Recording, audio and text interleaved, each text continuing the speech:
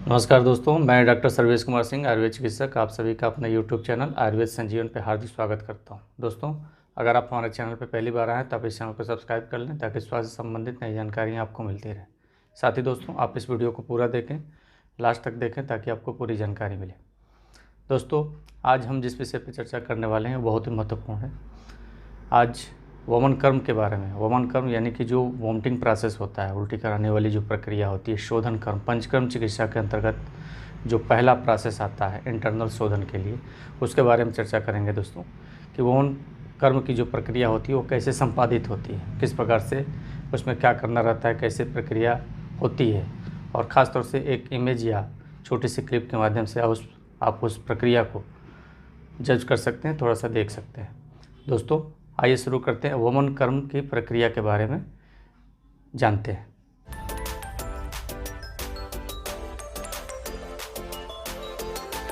दोस्तों, आज हम वमन कर्म के बारे में जानकारी देना चाहेंगे। वमन कर्म की प्रक्रिया किस प्रकार से होती है, क्या क्या उसमें करना पड़ता है और किस प्रकार से संपादित होती है, इसके बारे में चर्चा करने वाले हैं। दोस्तों, वमन कर्म संशोधन चिकित्सा जो पंचकर्म चिकित्सा होती है उसका जो प्राथमिक वर्ग, पहला जो प्रोसेस है वो है वमन कर्म।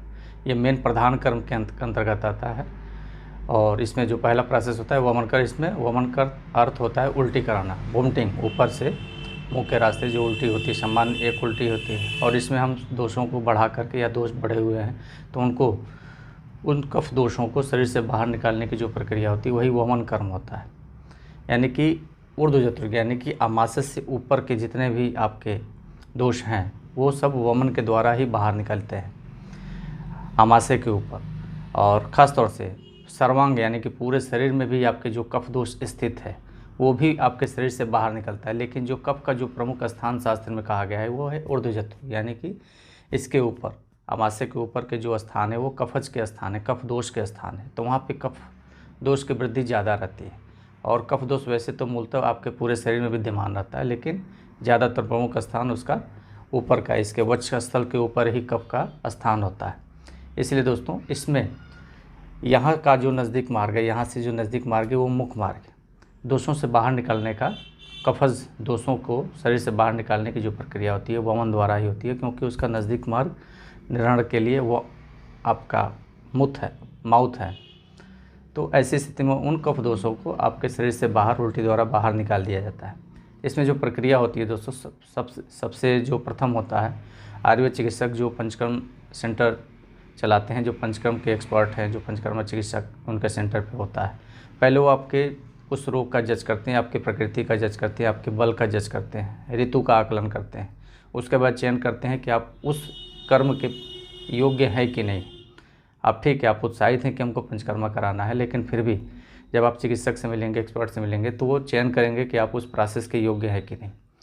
जब आप योग्य होंगे, जब लगेगा कि नहीं आप वमन प्रोसेस करा सकते हैं और आपका जो मैक्सिमम दोष है वो वमन के द्वारा, उल्टी के द्वारा बाहर निकाला जा सकता है, तो ऐसी स्थिति में जो उसमें जो प्रक्रिया होती है, आपकी अग्नि का आकलन किया जाता है। क्योंकि जो भी इंटरनल शोधन होती है, खासतौर से वमन और विरेचन, इसमें आभ्यंतर स्नेहपान कराया जाता है, यानी कि घी मिश्रित, तेल मिश्रित जो औषधि होती है उसको पिलाया जाता है हर दिन के हिसाब से, डोजिंग के हिसाब से, और आपके पाचन जठराग्नि के हिसाब से। तो आपकी जठराग्नि को दीप्त करने की प्रक्रिया होती है। जब आपकी जठराग्नि लगती है कि सम्यक दीप्त है, पाचन हो जाएगा, क्योंकि जो स्नेह का पान कराया जाता है सबसे पहले ज़रूरी होता है उसका पाचन होना।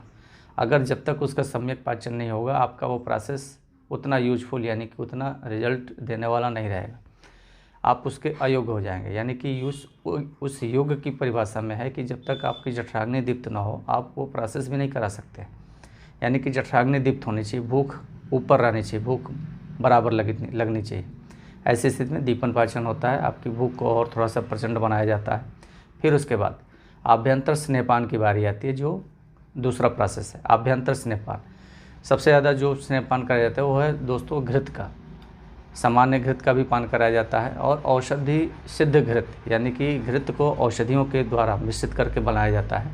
ऐसी स्थिति में जो उस औषधि के अंश होते हैं, उस काढ़े के अंश होते हैं, वो घी में समाहित हो जाते हैं, तो उसको बोलते हैं औषधि सिद्ध घृत।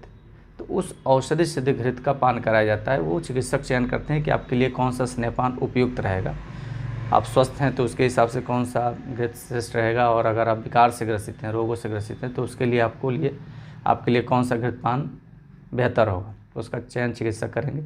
तो उस घृतपान का जो डोजिंग होता है दोस्तों, 3 दिन, 5 दिन, 7 दिन, 10 दिन तक स्नेहपान कराया जाता है, जब तक सम्यक स्नेहन के लक्षण ना आ जाए, यानी कि उस घृत का पाचन होकर के आपके शरीर में मृदुता ना आ जाए, अंगों में फड़कन जैसे कि होता है कि चिकनाई जैसे महसूस होने लगे, आपको बार बार उसकी ब्लॉटिंग जैसे होती है ना, डकारें आती हैं, वो घृत की डकारें आए, सूर्य डकारें आए, भूख लगनी शुरू हो जाए। इसलिए एक श्लोक में कहा गया, वातानुलोम्यम दीप्तो अग्निवर्चा स्निग्धम मल संगतम, यानी कि जब वायु का अनुलोमन हो जाए, अग्निदीप्त हो जाए और मल के साथ स्निग्धता आने लगे, यानी कि चिकनाई, जैसे आप स्नेह पिएंगे तो जैसे जैसे स्नेह के डोज बढ़ते हैं, शुरुआत में अगर आपको 30 ml दिया गया, 40 ml दिया गया, तो कल का डोज आपका हो सकता है 100 ml हो जाए या 70 ml हो जाए। फिर अगले दिन का डोज उसकी आपके पाचन के आधार पर चिकित्सक तय करते हैं और उसका आकलन करते हैं। मिनिमम 300, 400, 500 ml, 1-1 लीटर तक औषधि से अधिकृत मरीजों को पिलाए जाते हैं लोगों को, और उनका वो पाचन करते हैं। जब उसका सम्यक पाचन होता है और आपके शरीर की स्निग्धता आ जाती है, चिकनापन आ जाता है, तो ऐसी स्थिति में फिर अगला प्रोसेस का नंबर आता है, जो होता है सर्वांग अभ्यंग और स्वेदन, यानी कि अंदर से स्निग्धता हो गई, चिकनाई हो गई है, अब ऊपर से यानी कि त्वचा के माध्यम से स्नेहन होता है। जो अभ्यंतर स्नेहपान होता है वो भी स्नेहन के ही दृष्टिकोण में आता है, उसके बारे में हम दोस्तों बाद में कभी चर्चा करेंगे।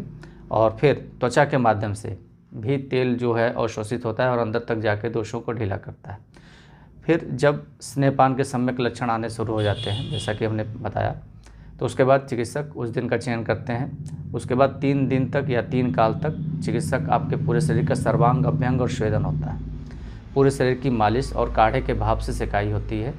प्रक्रिया 1 घंटे, सवा घंटे, 1.5 घंटे तक की होती है। उसके बाद आप फ्री रहते हैं। हाँ, यह है कि जब तक ये प्रोसेस चलता है उस दौरान गुनगुने जल, ल्यूकवार्म वाटर का सेवन कराया जाता है, जिससे कि ल्यूकवार्म वाटर, गुनगुने पानी के सेवन करने से ही उस स्नेह का पाचन होता है। और उसके दौरान अग्नि का निर्धारण के अनुसार आपकी भूख, अगर आपको जब भूख लगती है उसके हिसाब से आपकी डाइट का निर्धारण होता है, और हल्का भोजन, लघु भोजन लिया जाता है। समान आप वर्क कर सकते हैं इस प्रक्रिया को कराते हुए भी। ऐसी स्थिति में दोस्तों फिर 3 दिन तक, 3 काल तक अभ्यंग और स्वेदन होता है पूरे शरीर का, मालिश और सिकाई होती है। तो उससे क्या होता है, मालिश अभ्यंग करने से एक तो जब आपने स्नेहपान किया है तो भीतर से स्नेहन हो गया है, जितने दोष जकड़े हुए थे वो सब पिघल जाते हैं, मृदु हो जाते हैं। फिर त्वचा के माध्यम से अभ्यंग किया जाता है, यानी कि स्नेह का लेपन किया जाता है। फिर उसके बाद जब स्टीम दिया जाता है, काढ़े के भाप, तो काढ़े के भाप की विशेषता ये होती है कि उससे जो जकड़े हुए दोष होते हैं, जमे हुए दोष होते हैं, अग्नि का संपर्क मिलते ही वो द्रव रूप में परिवर्तित हो जाते हैं, यानी कि लिक्विडिफाई हो जाता है। ये प्रक्रिया 3 दिन 3 काल तक चलती है। ऐसी स्थिति में जब वो दोष लिक्विड फॉर्म में हो जाते हैं, द्रव रूप में हो जाते हैं, तो उसके बाद जिस दिन वमन कराया जाता है, लास्ट दिन, जिस दिन उल्टी कराने वाली प्रक्रिया होती है, प्रातःकाल चूँकि कफ का काल होता है, इसलिए हमेशा प्रयास रहता है कि सूर्योदय से पहले या सूर्योदय के तत्काल बाद तक ये प्रक्रिया संपन्न कराई जा सके। चिकित्सक अपने हिसाब से आपके सिचुएशन की स्थिति के हिसाब से चयन करते हैं कि आपका वमन का काल कब रखा जाए। वमन सबसे, जितना प्रातःकाल वमन कर्म की प्रक्रिया संपादित हो जाए उतना ही बेस्ट होता है, क्योंकि कफ दोष बढ़े रहते हैं। तो ये जो प्रक्रिया होती है दोस्तों, 5 दिन, 7 दिन, 10 दिन की जो ये प्रक्रिया होती है, जो तैयारी चलती है, इससे ये तैयारी इसलिए की जाती है कि उसके जो भी आपके शरीर में कफ दोष हैं, एकत्रित हैं, सर्वांग यानी कि पूरे शरीर में, वो सारे दोष, सारे डेड सेल, सारे विषाक्त तत्व द्रव रूप में परिवर्तित हो जाए, यानी कि लिक्विडिफाई हो जाए। फिर उसके बाद जिस दिन वमन कराना रहता है उस दिन का निर्धारण है, दुग्धपान कराया जाता है, यानी कि आप दूध पी के आते हैं, और उसके बाद पूरे शरीर की मालिश और सिकाई होती है, अभ्यंग और स्वेदन होता है। तत्पश्चात 1 गिलास काढ़ा, यानी कि वमन कल्प, यानी कि वामक द्रव्य जो होते हैं, जो उल्टी कराने वाली औषधियाँ होती हैं, उनका एक क्वाथ तैयार करके पहले से 1 दिन पहले से उसकी प्रिपरेशन भी शुरू हो जाती है दोस्तों। और उसके पहले 1 दिन पहले आपको रात में कफज आहार का सेवन कराया जाता है, जिससे कि कफ दोष जो बढ़े हुए हैं वो और पूरी तरह से बढ़ जाए। आकंठ कफज खाद्य पदार्थों का सेवन रात पूर्व, यानी कि वमन कर्म के 1 दिन पूर्व रात्रि काल में इस प्रकार के भोजन दिए जाते हैं, जिसमें दही होती है, उड़द होती है, खिचड़ी होती है और छेना वगैरह होता है, रसगुल्ला होता है, इसको खिलाया जाता है भरपूर। अगले दिन प्रातःकाल आप दुग्ध और गुड़ का सेवन करके आते हैं, पूरे शरीर की मालिश और सिकाई होती है। और फिर लास्ट में जब वोमिटिंग कराने की प्रक्रिया होती है तो उसके बाद 1 गिलास काढ़ा पिलाते हैं। उस काढ़े पिलाने के 5 से 7 मिनट 10 मिनट के बाद एक रोमांच का अनुभव होता है। वोमिटिंग टेंडेंसी, मुख में लाल असर जैसे सलाइवा बनता है, सिक्रेशन होनी शुरू हो जाती है और ठीक उसके बाद वमन के वेग स्टार्ट हो जाते हैं, उल्टी वाली प्रक्रिया शुरू हो जाती है। फिर ऐसी स्थिति में जब वमन वेग शुरू हो जाते हैं तो जो उसके पहले जो आपने कफज आहार किया है तो पहले वो निकलते हैं, रात्रिकालीन वाले सारे जो कफ दोष होते हैं, औषधि होती है वो निकलती है। और उसके बाद जब दोष बढ़े हुए रहते हैं तो उन औषधियों में वो गुण है, 5 प्रकार के गुण होते हैं, उष्ण, तीक्ष्ण, सूक्ष्म, बेवाई और विकासी। ये 5 प्रकार के गुण होते हैं वामक द्रव्यों में और भी रेचक द्रव्यों में। तो फिर क्या होता है, उनका पाचन होता है और जो अभी तक 7-8 दिन 9 दिन 10 दिन की जो प्रक्रिया में हमने तैयारी किया है उन औषधियों में वो गुण होता है कि ब्रांच यानी कि शाखाओं से उन दोषों को खींच करके आमाशय में ले आए। जब वो सारे दोष आमाशय में ले आते हैं उसके बाद वोमिटिंग प्रक्रिया स्टार्ट होती है। यानी कि समझिए कि उसी प्रकार से जिस प्रकार से हम आहार ग्रहण करते हैं और उस आहार का पाचन हो करके हमारी एक एक जो धातुएं होती हैं वो एक एक क्रम से पुष्ट होती है। रक्त बनता है, मांस बनता है, मेद, अस्थि, मज्जा, शुक्र, सप्त धातुएं पुष्ट होती हैं। उन्हीं माध्यम से उन शुक्र तक की जो विषाक्तता होती है वहाँ तक के दूषित द्रव्यों को, दूषित टिश्यूओं को, खराब सेल्स को वहाँ से वो औषधियाँ खींच के ले आती हैं आमाशय में ब्रांचों से। और फिर उसके बाद जब वोमिटिंग शुरू होती है, उल्टी वाली प्रक्रिया स्टार्ट होती है, तो उसके बाद दुग्धपान पिलाना शुरू करते हैं। ऐसे मरीज जो काफ़ी बलिष्ठ होते हैं, कफज रोगी होते हैं, तो वो कभी कभी 5-5, 6-6 लीटर तक दुग्धपान का सेवन कराते हैं। दुग्धपान पिलाते जाते हैं और वोमिटिंग प्रक्रिया होती जाती है, पीते जाते हैं और वोमिटिंग होती जाती है। ऐसी स्थिति में कभी कभी दुग्ध काल के अंत में ही पित्तांत होना शुरू हो जाता है, यानी कि पहले कफ दोष निकलते हैं जमे हुए जितने बलगम हैं और उसके बाद पित्त का अनुभव होता है, यानी कि लास्ट में पित्त निकलता है। अगर पित्तांत दुग्धपान तक नहीं हुआ तो उसके बाद दुग्धपान जैसे ही खत्म होता है तो लवणोदक यानी कि गुनगुना जल जिसमें सेंधो नमक मिला हुआ उसको पिलाते हैं, क्योंकि वो द्रव्य भी वामक होते हैं, उल्टी कराने में सहयोगी होते हैं। फिर उनका सेवन कराया जाता है दोस्तों। तो जब तक पित्तांत ना हो जाए तब तक ये प्रक्रिया चलती है। अमूमन ये दोष मान के चलिए कि 20 मिनट 25 मिनट में ये प्रक्रिया कंप्लीट हो जाती है। लेकिन कभी कभी जब दोष ज़्यादा बड़े रहते हैं, पित्तांत यानी कि वमन का जो काल होता है, सम्यक वमन के जो लक्षण होते हैं उसमें पित्त का आना नितांत आवश्यक होता है। यानी कि जब तक वो पित्त नहीं आएगा तब तक उस प्रक्रिया को कंप्लीट नहीं माना जाता है। यानी कि पहले कफ निकलेगा, फिर पित्त निकलेगा और उसके बाद वायु का निष्कासन होता है, यानी कि हल्की फुल्की फ्रेश वायु जैसे डकारी आती हैं उस प्रकार से आता है। तो ये जो वमन कर्म दोस्तों इस प्रकार की जो प्रक्रिया कराई जाती है तो उसमें लास्ट में केवल बाइल निकलता है, क्योंकि हम पहले वो जो शोधन है वो कफ दोष के लिए हम शोधन करा रहे हैं। कफ दोष निकल जाता है, उसके बाद जो बचे हुए पित्त होते हैं वो शरीर से बाहर निकलते हैं। ऐसी स्थिति में अलग अलग कंडीशन आती है मरीजों में। किसी में दूध का जो वर्ण होता है वही पित्त वर्ण, यानी कि वहीं से पीलापन पित्त आना शुरू हो जाता है, तो उसको हम वहाँ पे भी कंप्लीट मान सकते हैं। और कुछ में अगर पहले नहीं आता है तो जो फिर लवणोदक यानी कि जल, गुनगुना जल नमक मिला हुआ पिलाते हैं तो उसमें वो पीलापन आना शुरू हो जाता है। और किसी में दोस्तों लास्ट में जब प्रक्रिया ख़त्म होने रहती है उसके लास्ट में केवल सॉलिड पित्त जैसे जमे हुए दूध की तरफ एकदम गाढ़ा गाढ़ा पित्त आता है। हरित वर्ण लिए हुए, पीत वर्ण लिए हुए, पित्त के बहुत सारे कलर होते हैं, तो अलग अलग कलर में मरीजों के दोष के हिसाब से वो निकलते हैं। लेकिन ज़्यादातर हरित पीत वर्ण में ही पित्त का निष्कासन होता है। पित्त निकलता है तो उससे गले और मुख में जो एक अलग प्रकार का तीतापन अनुभव होता है, उससे तीता और कोई दूसरा इस पृथ्वी पर तिक्त रस प्रधान कोई चीज़ मौजूद नहीं है। उस पित्त से ज़्यादा कड़वा कुछ नहीं होता है। उसके बाद वही पित्तांत होता है। फिर उसके बाद मरीज रेस्ट करते हैं, थोड़ी देर बाद सामान्य प्रक्रिया होती है रूटीन के। और ऐसे में थोड़ी सी स्वाभाविक होती है, एक वीकनेस आती है, एक टेंडेंसी, जैसे कि सामान्य वमन होता है उसमें थोड़ी सी आदमी की हालत ख़राब हो जाती है। तो यहाँ पे तो हम ज़बरदस्ती उल्टी करा रहे हैं, तो यहाँ पे 5 से 7 litre, 6 litre, 10 litre, 12 litre, 20-20 litre तक दूध और गुनगुना पानी नमक मिला हुआ पिला के सब निकाल दिया जाता है। ऐसी स्थिति में वो बल पे निर्भर करता है और चिकित्सक के विचार पे निर्भर करता है कि हमको कितना पिलाना है और कब तक इनका शोधन कराना है। उसके बाद जब सारे शोधन हो जाते हैं, कंप्लीट हो जाता है, पित्तांत हो गया, मरीज आधे घंटे तक रिलैक्स करता है। और उसके बाद एक प्रक्रिया होती है गंडूस यानी गलाला कराने की प्रक्रिया होती है। टंकण भस्म के द्वारा, या चिकित्सक सामान्य गुनगुना और नमक मिला हुआ पानी से भी गंडूस करा सकते हैं गलाला, क्योंकि गले में थोड़ी सी खराश इरिटेशन आ जाती है उसके दौरान, वमन के दौरान। फिर उसके बाद धूम्रपान का योग कराया जाता है, चूँकि धूम्रपान होता है जो कफ दोष का नाश करता है। उस दौरान जो बचे हुए स्रोतों में कफ दोष होते हैं, जब धूम्रपान यानी कि उस औषधि सिद्ध का धुआं नाक से खींचा जाता है, मुंह से छुड़वाया जाता है, इसको धूम्रपान कहते हैं। ये प्रक्रिया का अंतिम चरण होता है।